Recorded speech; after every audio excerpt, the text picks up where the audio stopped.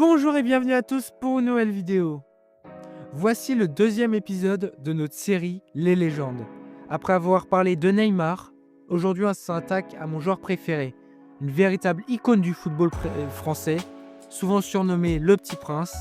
Je parle bien évidemment de Antoine Griezmann.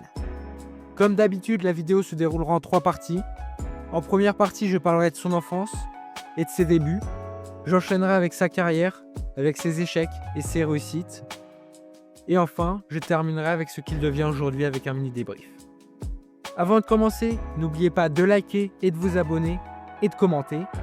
Rejoignez aussi mon serveur Discord où je vous diffuse des matchs gratuitement et mon TikTok pour des extraits exclusifs. Maintenant, place à la vidéo.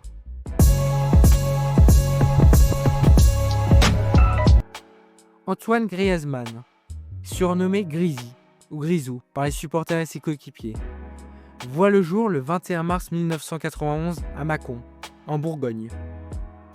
Il grandit dans une famille unie et passionnée de sport, et surtout de football. Son père, Alain, est d'origine allemande, et sa mère, Isabelle, est d'origine portugaise. Un mélange de cultures qui va aussi forger son identité. Chez les Griezmann, le football fait partie du quotidien. Très tôt, Antoine montre un amour profond pour le ballon rond. Il passe des heures à jouer dans la rue, dans les parcs et évidemment au club local, l'UF Mâcon, où il fait ses premiers pas en tant que footballeur. Dès ses premiers entraînements, ses entraîneurs remarquent un joueur très technique, intelligent dans le jeu, vif, mais aussi un gabarit jugé trop léger. Et c'est là le début d'un parcours semé d'embûches. Antoine rêve d'un centre de formation très prestigieux. Il passe des tests à Lyon, à Sochaux, à Auxerre, à Saint-Étienne ou encore à Marseille. Mais la réponse est toujours la même. Il est jugé trop frêle, pas assez costaud, physiquement il ne tiendra pas. Imaginez-vous seulement à 12 ans ou 13 ans, après avoir été recalé par presque tous les clubs français. Il aurait pu baisser les bras. Beaucoup auraient abandonné. Mais Griezmann, lui, a une force mentale au-dessus de la moyenne. Il continue de travailler et de progresser, et de croire en lui, bien sûr. Et puis un jour, lors d'un tournoi de jeunes à Paris, sa vie bascule. Des recruteurs de la Real Sociedad, un club espagnol basé au Pays Basque, assistent à un match où il brille. Ils sont bluffés par son intelligence de jeu, sa technique et son volume de course. Ils lui font une proposition, rejoindre le centre de formation en Espagne. Mais cette opportunité incroyable est aussi un énorme défi. Griezmann n'a que 13 ans, je rappelle. Il vit encore chez ses parents, ne parle pas un mot d'espagnol et va devoir s'expatrier seul dans un autre pays.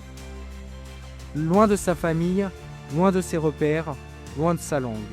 Un choix difficile, mais Antoine n'hésite pas longtemps. Il le dit même plus tard. Je savais que c'était ma seule chance. Je devais la saisir, coûte que coûte. Alors il fait ses valises, dit au revoir à ses proches et part vivre ses rêves. À un âge où la plupart des jeunes sont encore au collège, lui quitte tout pour se lancer dans une aventure incertaine, guidé uniquement par sa passion du football. Et c'est à San Sebastián, chez les jeunes de la Real Sociedad, que le futur champion du monde commence à se forger.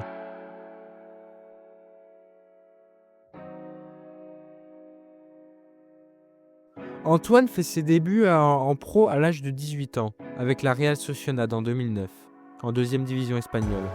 Il ne tarde pas à se faire remarquer car dès sa première saison, il participe à la montée du club en première division, en étant décisif à plusieurs reprises. Pendant ses 5 saisons au Pays Basque, Griezmann joue 202 matchs, marque 52 buts et délivre 18 passes décisives. Il devient une valeur sûre de la Liga malgré son jeune âge. Son jeu séduit, il est rapide, technique, capable de jouer lié gauche, droit ou même en soutien d'attaquant. Son profil plaît de plus en plus et certains grands clubs le suivent de très près.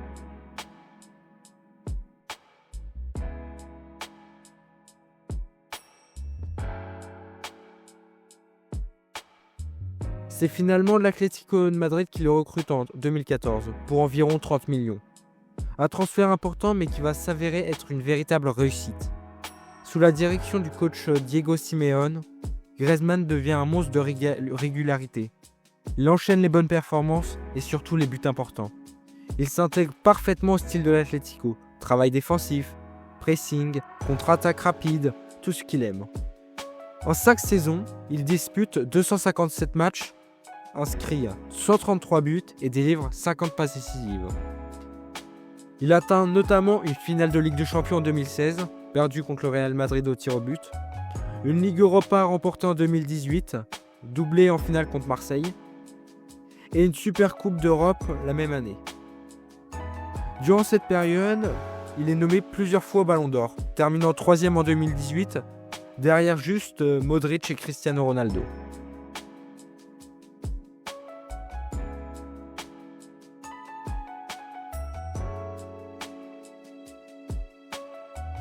Après la Coupe du Monde 2018, Griezmann choisit de relever un nouveau défi et rejoint le FC Barcelone à l'été 2019 pour 120 millions. Mais l'expérience en Catalogne ne se passe pas comme prévu. Il doit s'adapter à une équipe centrée autour de Messi, avec un jeu de possession très différent de celui de l'Atlético. Il doit jouer parfois ailier, parfois milieu offensif, parfois même avant-centre. Le FC Barcelone ne sait pas comment jouer Griezmann. En 2 saisons, il dispute 102 matchs, marque 35 buts et délivre 17 passes décisives. Pour sauver malgré tout, il remporte quand même un trophée, la Coupe du Roi en 2021. Malgré quelques bons matchs, beaucoup estiment qu'il n'a jamais vraiment pu montrer tout son potentiel à Barcelone.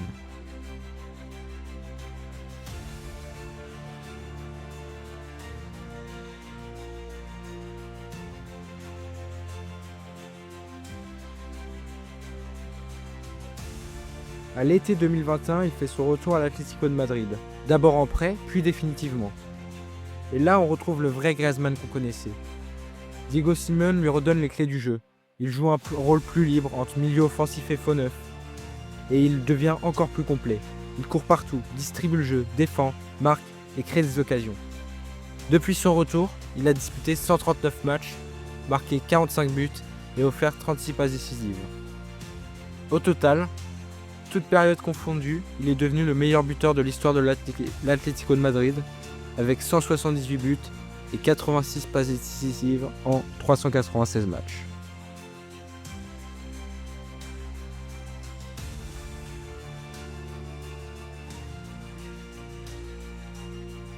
En parallèle de sa carrière en club, Griezmann est un pilier de l'équipe de France pendant 10 ans. Il fait ses grands débuts en 2014, juste avant la Coupe du Monde au Brésil. Mais c'est à l'Euro 2016 qu'il explose vraiment. 6 buts dans le tournoi, meilleur buteur et élu meilleur joueur de la compétition. Il emmène même la France en finale de l'Euro, contre le Portugal. Puis vient la consécration en 2018. Griezmann était décisif à chaque étape de la Coupe du Monde. Il marque 4 buts, délivre 3 passes décisives et termine homme du match en finale contre la Croatie. La France est championne du monde et lui entre dans l'histoire. En 2022, il revient en force pour une deuxième finale mondiale. Cette fois-ci, il joue dans un rôle plus reculé, presque milieu relayeur, mais il reste toujours aussi essentiel. Il devient l'âme de l'équipe.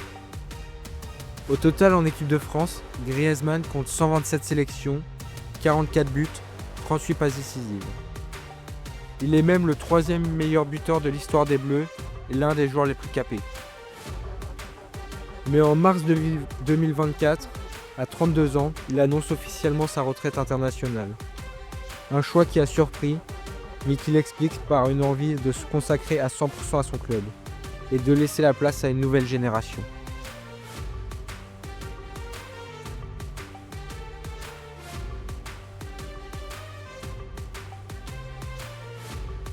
En résumé, Antoine Griezmann, c'est une carrière exceptionnelle, construite avec du travail, de la persévérance et du talent. C'est un joueur qui a tout prouvé, aussi bien en club qu'en sélection. À la Real Sociedad, elle a explosé en tant que jeune espoir, avec 52 buts en 202 matchs. À l'Atlético de Madrid, il est devenu une légende du club avec 178 buts et 86 passes décisives. Un record absolu. À Barcelone, même si son passage est plus discret, il ajoute à son palmarès une Coupe du Monde et reste performant. En équipe de France, il a marqué 44 buts, joué 127 matchs et surtout, il a remporté la Coupe du Monde.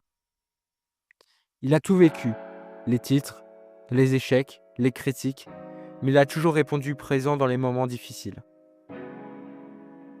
Et maintenant, en mars 2024, Griezmann a annoncé sa retraite internationale, tirant un trait sur une décennie incroyable avec les Bleus. Mais attention, il est loin d'avoir terminé sa carrière. Aujourd'hui, encore à l'Atlético de Madrid, il est en pleine forme. Il est l'un des meilleurs joueurs de la Liga, décisif chaque saison et toujours aussi impliqué sur le terrain.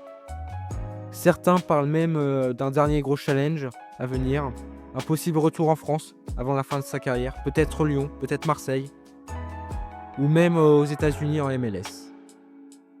Mais pour l'instant, Griezmann semble heureux à Madrid, et tant que son corps suit, il a encore quelques belles années devant lui.